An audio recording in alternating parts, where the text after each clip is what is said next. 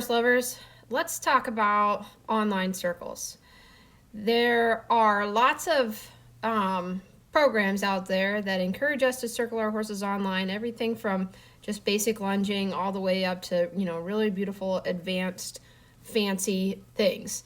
And I'm not going to talk about the fancy things today or lunging. What I'm going to talk about with you is a concept that Linda Pirelli calls what you allow, you are training.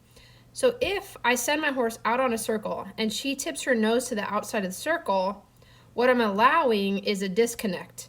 The disconnect also will lead to physical brace. So I'm training disconnection and physical brace.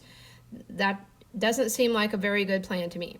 So what I'd like instead is to have the ability to keep her connected while she circles and encourage, a positive use of her body.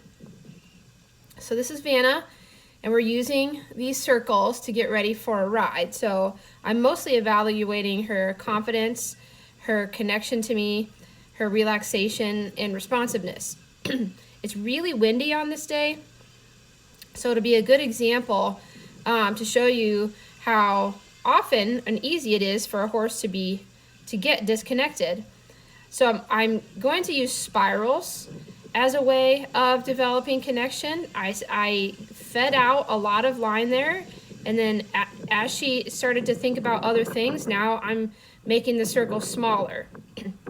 She felt that feel on the halter and thought that meant canter, which I appreciate, but that's not what I meant. So I let her know, thanks, that was good answer, that's a good try, but that's not what I meant.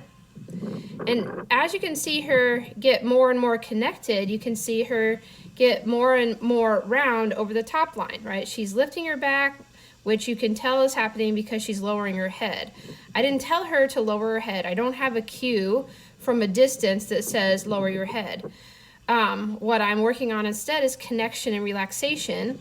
And as I get her, there you go, that's some really nice connection there. As I get her more and more connected to me, then she'll use her body better and better. So I'm using spirals as one strategy. I also ask her to do a little twirl maneuver there earlier. You might have seen me walk sort of behind her and her hindquarters swing away, and then I sent her the other direction. That maneuver can build some connection. And then I'm also, you'll see me every once in a while, put my stick out to the side. And I have taught her that when I put my stick out to the side, that means go sideways to various degrees.